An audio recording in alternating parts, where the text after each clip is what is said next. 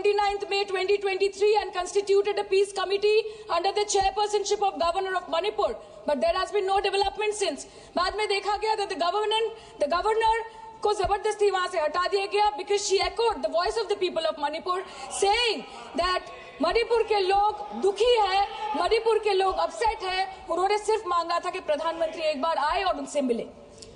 इसमें इतनी गलत बात कुछ नहीं है madam. Is this the reason why the government always shies away from discussion and debate? The truth is double engine ran over the people of Manipur.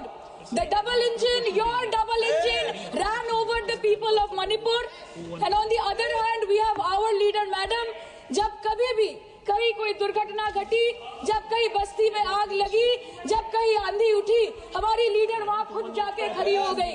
और जहां खुद नहीं जा पाई, वहां पे उन्होंने अपना डेलीगेशन भेजा, चाहे वो हथरस हो या लखीमपुर खीरी, चाहे वो सिंगू बॉर्डर हो या वायनाड या वो मणिपुर हो, हमेशा वो दूसरों की उम्मीदों पर खड़ी उतरी। इसलिए हम गर्व के साथ बोलते हैं, हम गर्व के साथ बोलते हैं, हम गर्व के साथ बोलते हैं कि ये बीजेपी समस्या है, ये बीजेपी समस्या है और दीदी समाधान है। बीजेपी कटी पतंग है, ममता दी पूरा आसमान है, ये बोलते हैं हम। और अंत में मैडम मैं बस इतना ही कहना चाहती हूँ कि आप मणिपुर का बजट बनाए, सप्लीमेंट्री बजट बनाए। इस देश में मंदिर बना रहे हैं, इस देश को मंदिर बनाए, इस देश को मंदिर बनाए।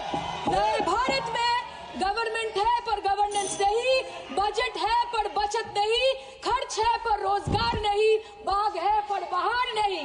ऐसे भारत को हम जानते नहीं, ऐसे सरकार को हम पहचानते नहीं। आज माननीय प्रधानमंत्री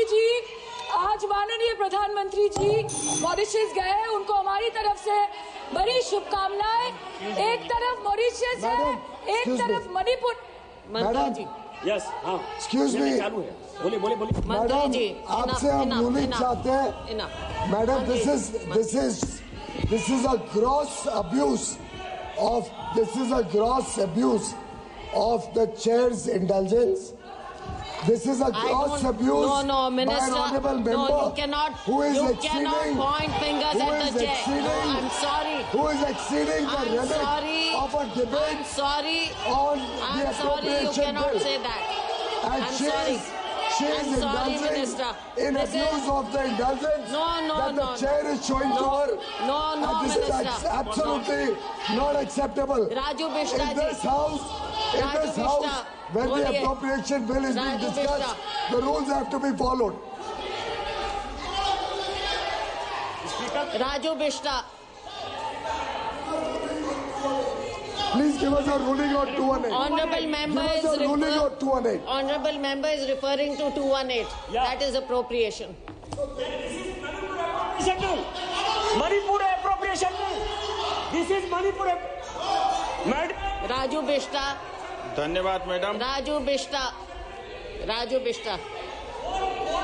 हो गया, इनकी बात आ गई है मैम। हो चुका है आपका, आप बैठ जाइए अब। राजू बिष्टा, धन्यवाद। आ गई रिकॉर्ड पे, आ गई।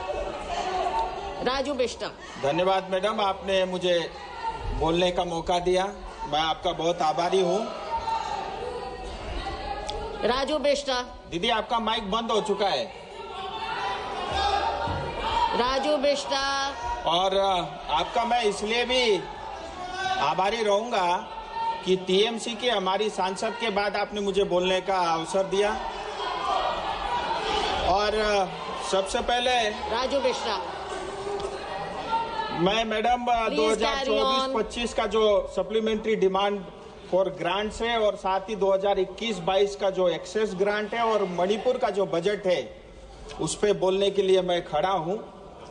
और मैं केंद्र सरकार, खास करके प्रधानमंत्री मोदी जी और वित्त मंत्री सीतारमण जी का बहुत आभारी हूं कि पश्चिम बंगाल से बहुत प्रेम करते हैं और बहुत स्नेह रखते हैं। और ये बजट के आंकड़े भी जो है साफ दर्शाते हैं। आप देखिए मैडम, 2010-11 में जो टैक्स का डिवोल्यूशन का जो अमाउंट जाता था पश्चिम बंगाल को, वो 15,954 करोड़ मात्र होता था, जो 2023-24 में बढ़ के 85,000 करोड़ हुआ, 2024-25 में 96,000 करोड़ हुआ और 2025-26 के बजट में 1,07,000 करोड़ रुपए का जो है प्रावधान किया गया है, यानी करीब करीब 291% का इंक्रीज है।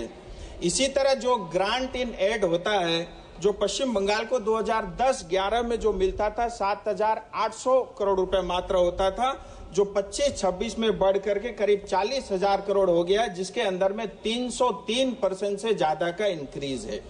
मैं आभारी हूं केंद्र सरकार का, लेकिन मुझे ये बताते हुए तकलीफ भी है कि जो केंद्र सरकार पैसा जो है पश्चिम बंगाल की 10 करोड़ जनता को भेजती है, वो पैसा जनता तक नहीं पहुंचता, क्योंकि हमको जो मुख्यमंत्री मिली है वो एक जादूगर है, और जादूगर मुख्यमंत्री पश्चिम बंगाल को मिला है। इसकी वजह से ये लाखों करोड़ रुपया जो है जनता तक नहीं पहुंचता। ये मैं आपके माध्यम से जो है सदन के पटल पे रखना चाहता हूं। और ये